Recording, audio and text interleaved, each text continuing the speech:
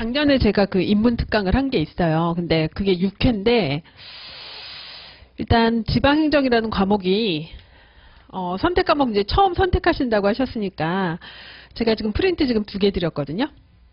기본서 안 사셨죠? 기본서 사지 마세요. 일단은 사지 마세요.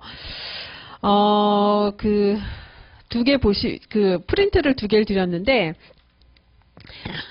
일단은 그 지방행정의 선택 과목으로서 장점은 분량이 좀 적어요. 분량이 적고, 그 다음에, 정책학에 비해서 이제 분량이 적다는 게 장점이고요. 그 다음에 행정학이랑 상당히 유사성이 좀 높아요. 그러니까 이렇게 목차만 보셨을 때는, 좀 새로운 거? 좀 처음 보는 개념이 좀 색다른 개념, 낯선 개념들이 많다고 생각하실 수 있는데, 막상 공부하시다 보면 세부적인 내용이라든가 답안 쓰실 때 보면 거의 행정학이랑 동일하다고 생각하시면 돼요. 그래서 일단, 전략적으로 선택 과목으로 봤을 때는 상당히 유리하실 수 있어요. 일단 시간이 적게 걸릴 것이고, 그 다음에 제가 인문특강을 들으셔도 사실 별 지장은 없다고 생각을 하는 게, 이번 그 강의는 사실은 이제 10회로 구성이 되어 있고요. 작년에 한 그 강의는 6회예요. 그래서 사실은 제가 이건 뭐 솔직하게 말씀드리는 건데, 작년에 이제 저도 처음 강의를 시작했고, 지방행정을 제가 뭐 행정학 전공을 했기 때문에 지방행정을 모르는 게 아니고 했지만, 이제 수험행정학을 한 거는 처음이죠. 근데 지금 이제 이번에 하는 건 제가 이제 1년 사이클을 돈 거예요. 2순환, 3순환을 한 다음에 기출문제 분석을 다 하고 3순환 학생들을 지도를 해서 학생들이 이제 시험을 실제 치르게 했고, 그 다음 적중률도 높았어요. 그 합격하신 분도 한 2분 정도 계시고, 근데 그래서 일단 이번에 10회로 하게 되면 분량은 좀 많긴 한데 정리가 좀 된 상태고, 작년에 한 6회 강의는 분량이 짧긴 한데 그 단기간에 간단하게 정리하기에는 크게 무리는 없으세요. 근데 일단 그 잘 생각해보고 판단하세요. 부담 갖지 마세요. 왜냐하면 작년 강의를 들으셔도 크게 무리는 없으시고 사실은 안 들으셔도 상관없어요. 왜냐하면 제가 지금부터 설명드릴 건데 분량이 그렇게 많지가 않고요. 내용이 그렇게 어렵지가 않아서 사실은 기본서 한 번 정도 그냥 가벼운 마음으로 읽으시고 2순환 기출문제 분석하면서 따라가셔도 사실 큰 무리가 없으세요. 실제 합격하신 한 분은 선택 과목 바꿔가지고 급하게 2순환부터 따라오셨는데도 합격하신 분 계세요. 물론 이제 다른 과목 점수가 받쳐주긴 하셨는데 지방행정도 여쭤보니까 30점 넘으셨더라고요. 그러니까 일단 수험 부담이 좀 적은 게 장점이에요. 그래서 일단 어떻게 공부를 하시면 되냐면 제가 이제 기출문제는 어차피 잘 생각해보고 판단하시는데 인문특강을 동영상으로 듣는다고 하셔도 일단 이건 업그레이드 된 거예요. 일단은 제일 중요한 게 뭐냐면 수험 시간을 줄이려고 하시면요. 기출문제 분석을 하셔야 돼요. 어차피 제가 교과서 이제 사지 말라고 말씀드렸는데 지금 2순환이나 3순환 단계에서 사셔도 되고, 왜냐면 이게 법이 자꾸 바뀌고요. 그래서 지금 교재로 많이 보시는 게 김병준 교수님 교재를 많이 보시거든요. 김병준 교수님 지방자치론을 많이 보시는데 그게 두꺼워요. 한 600페이지가 넘는데 그중에서 한 100페이지 이상은 사실 안 보셔도 되는 내용이에요. 미국, 영국, 프랑스의 지방자치가 어떻게 발전해왔고 이런 내용은 사실 모르셔도 돼요. 그래서 근데 지금 김병준 교수님이 개정판을 내긴 하셨는데 전정판을 내신 게 아니라 조금씩 고쳐서 개정판을 내신 거기 때문에 제 생각에는 내년 초나 2차 보기 전에 전정판이 나올 가능성이 높을 것 같아서 지금 안 사셔도 될 것 같다라고 말씀을 드리는 거고, 그 다음에 많이 보시는 게 또 누구지? 이달공 교수님 왜 공저로 쓰신 책 있어요. 이 책도 괜찮고, 그 다음에 정일섭 교수님이 쓰신 책 있는데 이 책의 장점은 아주 얇아요. 얇은 핵심적인 내용은 다 있거든요. 그 다음에 이제 이승종 교수님이 편저를 해가지고 지방자치의 쟁점이라고 쓴 책이 있어요. 그 책이 여러 권 있는데 뭘 사셔도 사실 상관은 없어요. 근데 일단 제가 드리는 자료가 이 특강 작년 인문특강 자료도 기본적으로 얘네 둘 내용에서 꼭 중요한 거는 핵심적으로 기본적으로 아셔야 되는 거는 다 포함을 했고요. 그 다음에 이승종 교수님이 지방자치의 쟁점이라고 한 것 중에서 이제 꼭 아셔야 될 것도 이제 플러스 알파를 했어요. 그래서 페이지가 한 200페이지 정도 될 거예요. 그 자료로 나가는 게. 물론 이제 만약 올해 강의를 진행하게 되면 1순환 강의를 진행하게 되면 그거보다 분량이 훨씬 좀 늘어나긴 할 거긴 한데 크게 무리는 없으세요. 크게 내용이 바뀐 건 없거든요. 자, 그래서 일단은 그 요약된 자료로 그 준비를 하신다고 하면 기본적인 내용은 꼭 필요한 내용 한 200페이지 정도면 크게 무리가 없고요. 이제 3순환 정도 단계에 가시면 그해 이제 주요 쟁점이 되는 것들이 있어요. 그러니까 기본적인 내용 플러스 행정학도 마찬가지죠. 기본적인 내용 플러스 그 해에 강조돼서 이렇게 많이 찍는 거라든가 뭐 규제라든가 이런 식으로 해가지고 추가되는 것들이 있는데 그런 거는 이제 그때 가서 조금 첨가하시면 되고 기본적인 분량이 그렇게 많지 않아요. 자, 그리고 기본적인 분량이라는 게 뭐냐면은 읽어보시면 지방행정 교과서를 이제 한 번은 보실 텐데 행정학이랑 많이 겹치고 그 다음에 이제 행정법이랑도 많이 겹치세요. 행정법 중에서 그 강론에서 지방자치법 파트 그 다음에 이제 헌법 공부하시죠. 헌법 내용하고도 상당히 많이 겹쳐요. 그래서 그 헌법이라든가 행정법을 공부를 하시면 조금 도움받는 부분들이 있으세요. 그래서 수험적으로는 되게 도움이 되실 거고 일단 분량은 적기 때문에 부담이 덜 하실 건데 그런 측면에서 이제 좀 더 수월하게 가시려고 하시면요. 이제 어떤 책을 보시든지 간에 제가 드린 기출문제 분석한 거를 제일 먼저 보고 가셔야 돼요. 지금 보시면은 이게 뭐 대체로 한 2010년 이후의 기출문제를 정리를 한 건데 중요하다 싶은 문제들은 2010년 이전의 문제들도 제가 정리를 좀 했어요. 그래서 보시면 아시겠지만 잘 나오는 영역들이 있어요. 잘 나오는 영역. 행정학도 마찬가지고 지방행정도 마찬가지고 뭐 다른 과목들도 마찬가지인데 기출문제 분석이 제일 중요한 이유는요. 보시면 아시겠지만 나오는 데서 계속해서 나와요. 나오는 데서 계속해서 나오고 그 다음에 이제 그 영역을 공부하시다 보면 중요한데 아직 안 나온 것들이 있어요. 그러니까 그게 이제 출제 예상 문제가 되는 것들이죠. 그래서 공부를 하실 때 반드시 뭘 보셔야 되냐면 기출문제 그 영역에서 어떤 기출문제가 나왔는지를 보고 책을 읽고 그 다음에 준비를 하시면 훨씬 도움이 되실 거예요. 그래서 지금 프린트 하나는 기출문제를 제가 영역별로 주제별로 해드린 거예요. 일단 올해 기출문제 보시면요. 2페이지 잠깐 보시겠어요? 올해 기출문제 보시면 그리고 또 한 가지 팁을 드리면 기출문제를 보실 때 이제 입법고시 문제가 좀 특이해요. 특이하다는 게 행정학도 마찬가지죠. 올해 2페이지에 기출문제 2페이지에 보시면요. 입법고시 지방행정 기출문제 보시면요. 참 아주 센세이션한 게 1번 문제 같은 경우는 2번 문제 같은 경우는요. 이게 시험이 6월에 있었는데 6월 초에 이슈가 됐던 걸 가지고 시험 문제를 냈어요.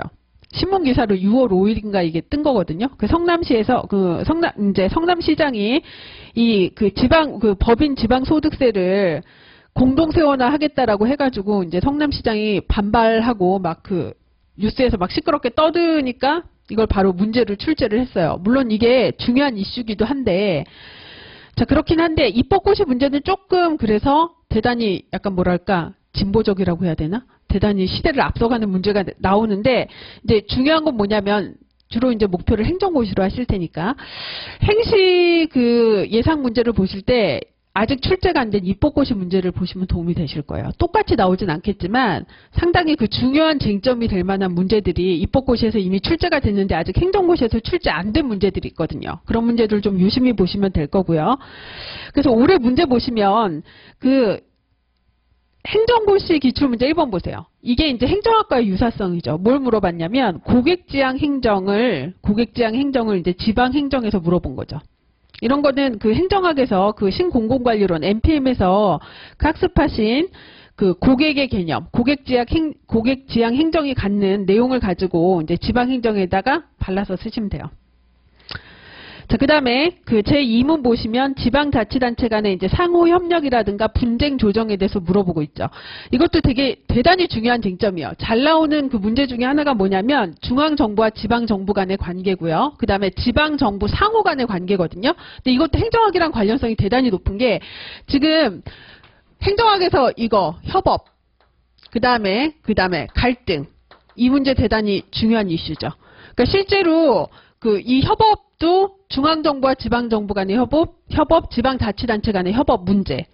지방행정에서도 중요한 이슈고요. 그 다음에 갈등 사례는요, 실제로는 지방행정을 공부하시면 행정학에 써먹을 사례들이 많이 있어요. 실제 갈등은 대부분 누구랑 누구의 갈등이에요? 중앙정부랑 지방정부가 갈등을 해요. 왜? 국책사업을 추진하는데 지방정부나 지역 주민들이 반발하거든요. 예를 들어서 방패장. 그러면 해당 지역 주민들이 반발하죠. 원전 건설한다 그러면 해당 지방자치단체나 지역 주민들이 반발해요. 뭐 해군기지를 건설한다. 그렇기 때문에 실제로 이 갈등 사례라든가 갈등 조정 사례, 분쟁 조정 사례 같은 경우는 지방행정이랑 행정학이랑 공통되는 영역이라고 보시면 돼요. 자, 그래서 이런 문제 중요하고요. 그 다음에 이제 3문 보시면 이 전형적인 문제인데, 자, 기관 위임 사무. 자, 뭐 사무 배분과 관련된 문제가 나왔었고요. 그 다음에 입법고시에서 제 1문 보시면 이것도 뭐 행정학이랑 유사성이 뭐 관련성이 상당히 있죠. 근데 복지 정책과 관련해서 복지 정책을 중앙정부가 전담해서 해야 되느냐 아니면 이제 지방정부가 전담해서 해야 되느냐와 관련된 논쟁을 출제를 했고요.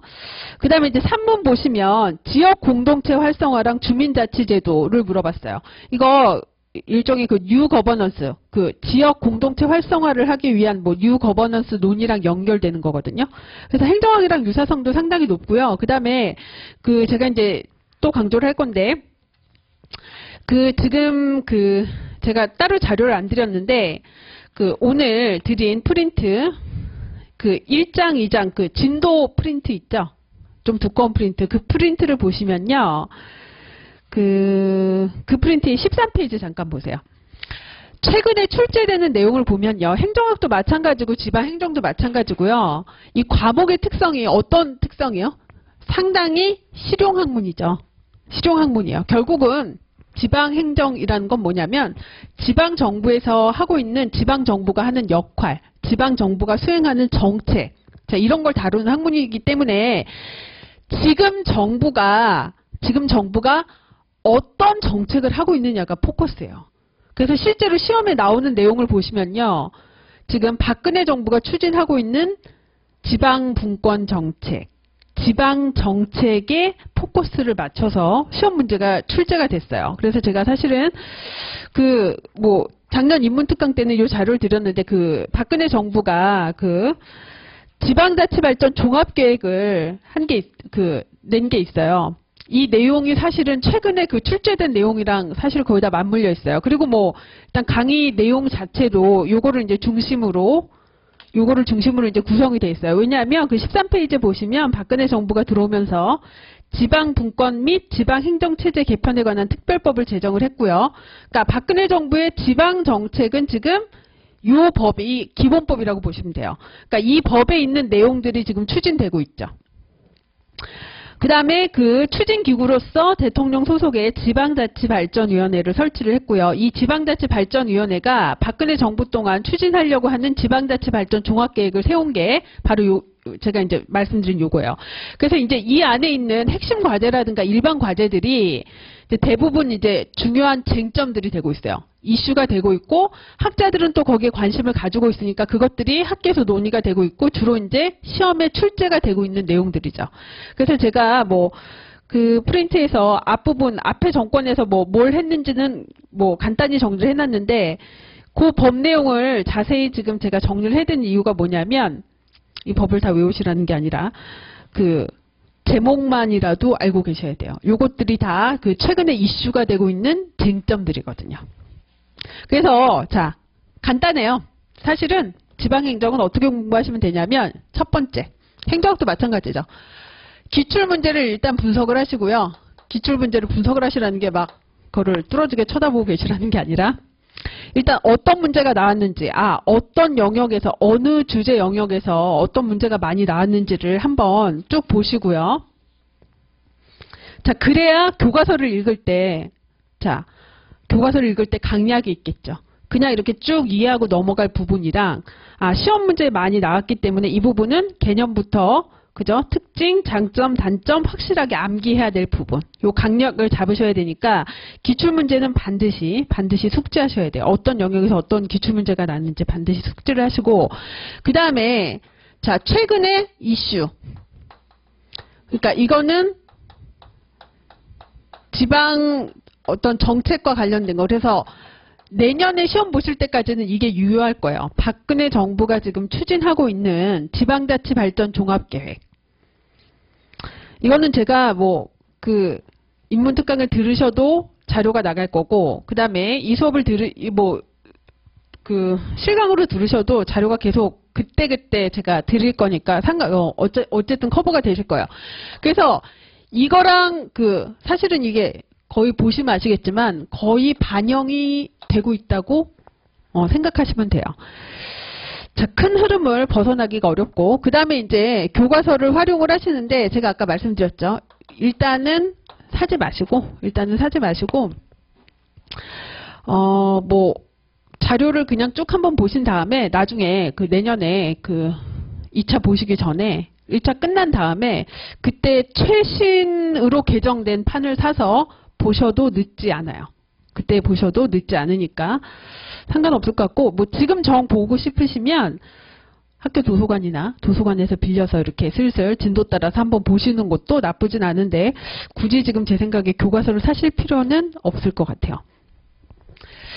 자, 그렇습니다. 그래서 자, 일단 기출문제를 한번 쭉 보시면요. 올해 기출문제는 그랬고, 기출문제 한 3페이지 보실까요? 3페이지 보시면 지방자치의 의의를 묻는 문제. 그러니까 의의를 묻는다는 게 지방자치가 이게 2014년도에 한번 나오긴 했는데, 이건 언제든지 또 나올 수가 있는 문제예요. 그러니까 우리가 지금 지방자치를 시행하고 있는지 한 20년 정도 됐죠.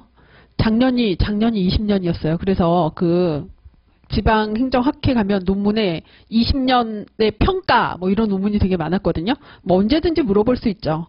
지방자치를 하게 됐을 때 어떤 긍정적인 측면과 부정적인 측면이 있느냐, 이런 거는 정리를 잘 해두셔야 되고, 대부분 교과서의 앞부분에 지방자치제도의 의의라고 해서 정리가 돼 있어요. 자, 요런 거 할 때 제가 행정학이랑 연결성이 있다는 게 뭐냐면, 뭐예요? 기준이 있어야 돼요. 이거를 지방자치를 하면 긍정적인 측면이 있고 부정적인 측면이 있는데, 이걸 평가할 땐 뭐가 필요해요? 평가할 땐 기준이 필요하죠. 그 기준은 뭐예요? 행정 이념이 되는 거예요. 그래서 대부분 민주성과 능률성, 효율성으로 해요. 이거 대단히 중요해요.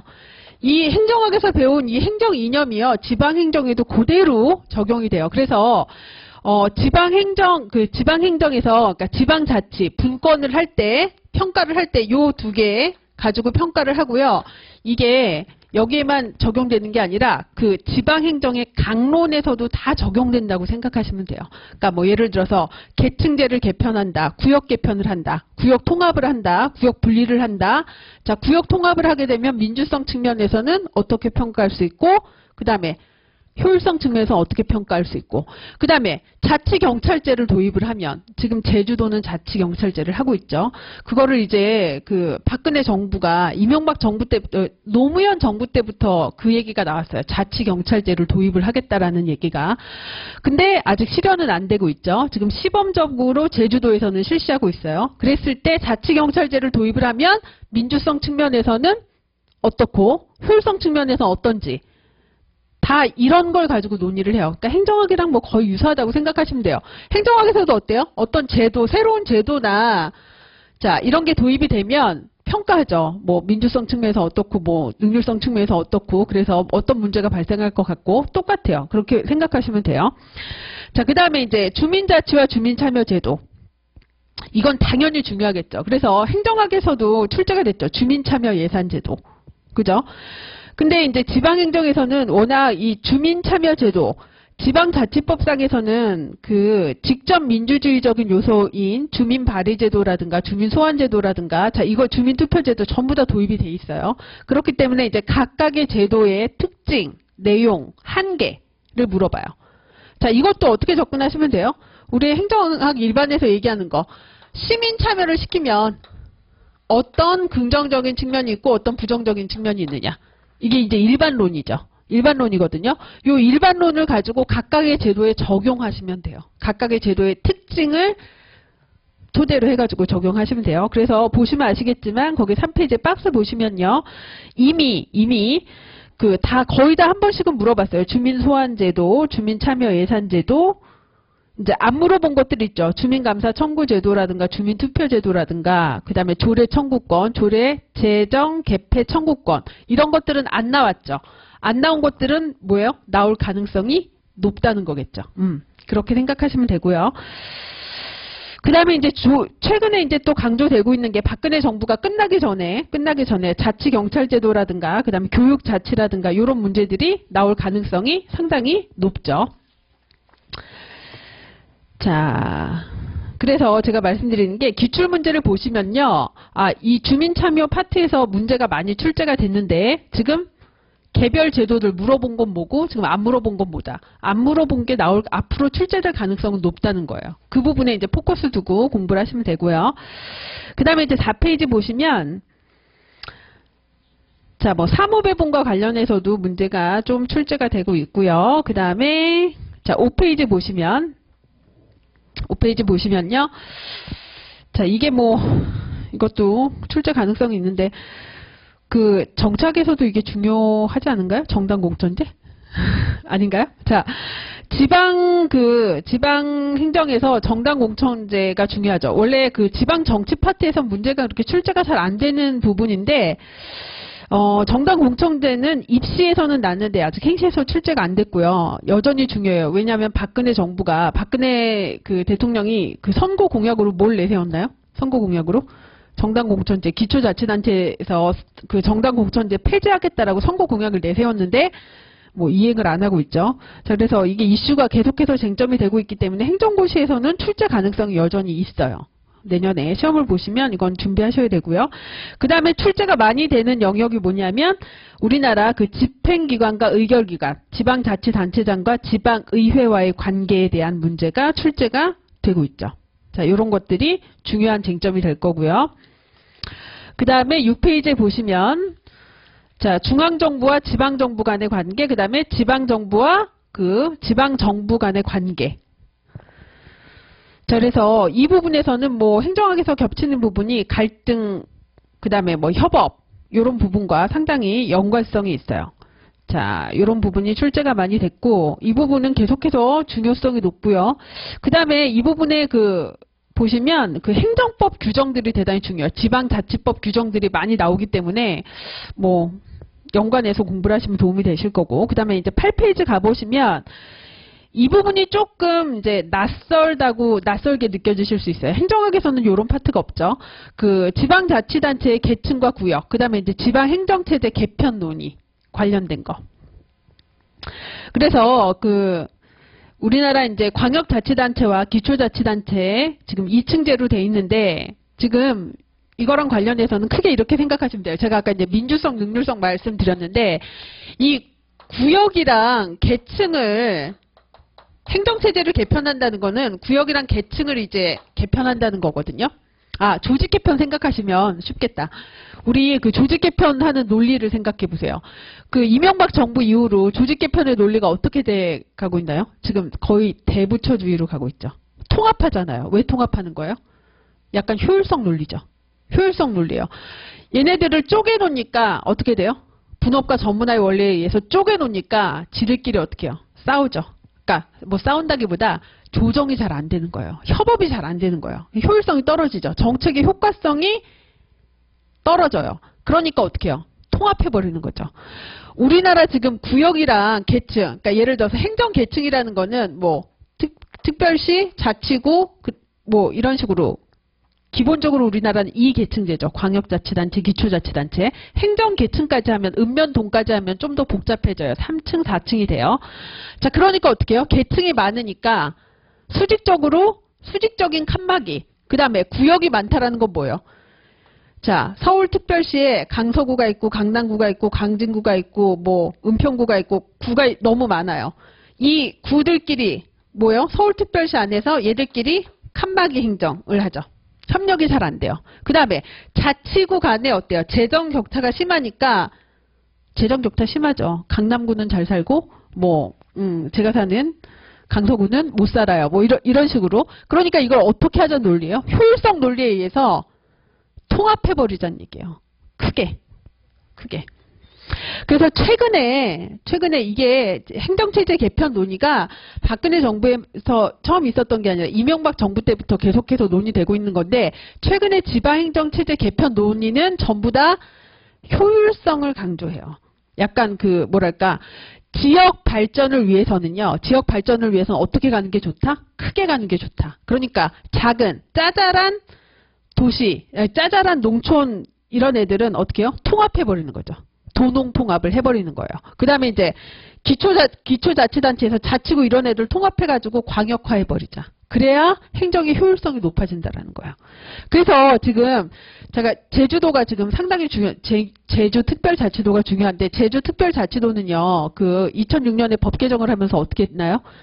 단층제로 가버렸죠. 자치구를 없애버렸어요. 그죠? 1계층제로 가는 거, 2계층제에서. 그러니까 계층제를 통합하는 거, 작은 구역을 통합해서 큰 구역으로 가는 거, 광역화하는 거, 이거 전부 다 어떤 논리냐면 능률성 측면을 강조하는 논리예요. 지역 발전을 위해서, 지역 경제 발전을 위해서. 당연히 어떤 측면에서 문제가 있겠어요? 민주성 측면에서 문제가 있겠죠. 자, 그래서 그런 측면에서 논의가 되는 여러 가지 문제들이 골고루 출제가 됐어요. 시군 통합 문제, 그 다음 자치구 폐지 문제, 그 다음에 계층제, 중층제, 단층제 장단점, 광역자치단체 폐지론. 자, 이게 아직도 유효한 게요. 박근혜 정부에서도 지금 무슨 얘기를 하고 있냐면, 자치구를 폐지해야 된다. 그러니까 그러니까 서울특별시에 있는 아까 말씀드린 강남구, 관악구, 지금 어때요? 자치단체장도 직선하고, 구청장도 직선하고, 그 다음에 구의회 의원도 직선하죠. 근데 이게 문제가 많다는 거예요. 관심 있게 보셨으면 아시겠지만, 잡혀가는 애들 중에 많은 애들이 어떤 애들이요? 국회의원보다는 지방의회 의원이라든가 지방자치단체장의 비리, 부정, 부패 이런 문제가 대단히 심각하다는 거죠. 자질도 낮고 전문성도 낮고 있으나 마나하고. 그러니까 자치구를 폐지하자는 얘기가 계속해서 나오고 있고, 박근혜 정부도 지금 자치구 폐지 얘기를 계속해서 하고 있어요. 그러니까 이런 거는 지금 입시에서는 출제가 됐는데 행시에서는 아직 출제가 안 됐기 때문에 나올 가능성이 있죠. 이런 관점에서 출제 가능하고요. 자, 중요하니까. 그 다음에 지방재정이 대단히 중요해요. 지방재정 문제가요, 거의 매년 한 문제씩 출제가 됐었는데, 그래서 올해도 행시에 나올 거라고 생각했는데 안 나왔어요. 내년에는 반드시 나오지 않을까. 거의 매년 한 문제씩 출제가 됐거든요. 그런데 작년에도 안 나오고 올해도 안 나왔어요. 거기 보시면 아시겠죠? 2015년에도 안 나오고 2016년에도 안 나왔어요. 내년엔 반드시 나오지 않을까 싶어요. 그리고 이슈도 많죠. 지금 재정 건전성, 중앙정부에서도 재정 건전성 문제가 이슈가 되고 있지만 지방정부의 재정 건전성 문제도 심각하고요. 그 다음에 특히 지방공기업의 재정 건전성 문제도 심각하거든요. 그래서 지금 최근에 도입된 제도가 있죠. 지방재정관리제도가 도입이 됐어요. 일종의 지방파산제도, 논란이 됐던 지방파산제도가 도입이 됐는데, 자, 일단 그래서 지방재정 파트는 조금 지방행정 중에서 가장 공부하실 때 가장 어렵게 느껴지실 수 있어요. 행정학 공부할 때 학생분들이, 수험생들이 재무행정 파트가 좀 어렵다라고 생각하시는 것처럼 지방재정 파트가 조금 암기하실 것도 많고 조금 낯설기 때문에 조금 어려움이 있으신데 이 부분 대단히 중요해요. 한 번은 꼭 정리 잘 해두셔야 되고, 그 다음에 중요성도 대단히 높아요. 거의 매년 출제되는 부분이기 때문에 잘 정리를 해두셔야 되고, 그 다음에 자 10페이지 가시면 이제 여기부터는 사실 수월하신 게 이제 기타에 해당되는 건데 행정학이랑 거의 중복된다고 보시면 돼요. 공공서비스의 논의. 그러니까 지방정부에서 공공서비스의 특성이 뭐냐. 그러니까 공공서비스 일반론에다가 지방행정의 특성만 조금 더 이제 공부하시면 돼요. 그러니까 따로 공부하실 게 아니라 지방행정론 공부하시다 보면 지방행정의 특성상 이런 문제를 고려해야 된다. 이제 이게 생기실 테니까 크게 어렵지 않고요. 그 다음에 이제 시민 공동 생산은 행정학에서보다 이제 지방행정로에서 더 중요하고요. 그 다음에 거버넌스. 행정에서도 중요하죠. 앞에다 뭘 붙였어요? 로컬 거버넌스. 그러니까 로컬 거버넌스는 지방 정부, 그러니까 지역 발전에서 지역 발전을 위해서 중앙 정부가 아니라 지방 정부가 지역 주민, 지역에 있는 기업, 그죠? 그 다음에 중앙 정부와 어떻게 협력을 해야 되는가, 협력 체계를 어떻게 구축해야 되는가. 사실은 그 행정학에서 사례를 드는 뭐 대포천 사례라든가 이 거버넌스 성공 사례는 대부분 다 지방행정 사례예요. 거버넌스는 사실 어디서 유용해요? 공동체, 지역 공동체에서 대단히 유용하거든요. 그래서 거버넌스 논의는 뭐 행정학이랑 거의 겹친다고 보시면 되고요. 그 다음에 민자유치도 사실은 어디서 더 중요하냐면 지방정부의 재정력이 더 약하기 때문에 지방정부가 민자유치라든가 민관협력을 활용할 여지가 훨씬 더 높죠. 그래서 중요성이 높아요. 그래서 입법고시에서 민자유치 문제가 나왔죠. 최근에 이제 지방정부가 BTL 사업을 많이 하기 때문에 BTL 사업을 물어볼 수도 있고요. 보시면 아시겠지만 입법고시에서는 났는데 행시에서는 아직 안 물어봤기 때문에 출제가 가능하죠. 자, 그 다음에 그 2009년에 보면 이제 중요성은 좀 떨어졌는데 그 당시에 노무현 정부 때 그 이제 지역 혁신 클러스터, 지역 발전과 관련해서 클러스터가 대단히 유행이었어요. 뭐 이렇게는 안 나올 거고 이제 지역 발전이라든가 그죠? 지역 발전과 관련해서 문제가 출제될 수 있을 거고 그 다음에 이제 재밌는 게 부패랑 규제를 입법고시에서는 지방 부패랑 그 다음에 이제 지방 규제 완화를 물어봤죠.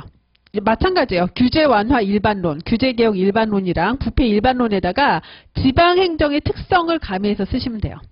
지방에서 발생하는 부패는 어떤 특성이 있고 그렇기 때문에 어떤 측면에 포커스를 둬서 해결 방안을 모색해야 되는지 그 다음에 지방정부 측면에서 규제는 어떤 측면에 포커스를 둬야 되는지 여기다가 이제 포커스를 두셔서 답안을 작성하시면 돼요. 자, 그래서 뭐 기출문제를 보시면 아시겠지만 크게 어려운 부분은 일단 없으실 걸로. 행정학이랑 상당히 중복되는 부분도 많고 그 다음에 이제 강론의 구체적인 내용을 보시다 보면 상당히 그 답안 작성하실 때는 훨씬 수월하게 느끼실 수 있어요. 행정학이랑 뭐 거의 동일하다고 생각하시면 돼요. 자, 여기까지 뭐 질문 있으세요?